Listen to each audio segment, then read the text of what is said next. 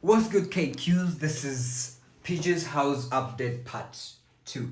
So today we're doing I think storage cabinet. I'm not so sure what it's called. Now let me show you. I have my photography stuff, my stands, tripods, and all that, but they're occupying a space. I need to use the space to put the fridge. Now I have to find a way where I can put the tripods so that I can buy the fridge and place it there. So let me show you what I'm talking about. Yeah, so this is the cabinet. Supposed to be yeah.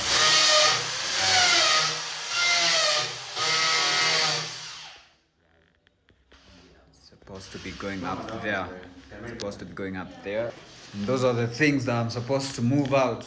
All this is supposed to go out.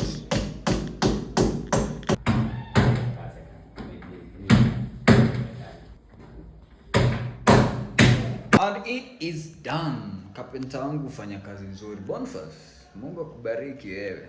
Kona kazi safi. Let me show you the outcome.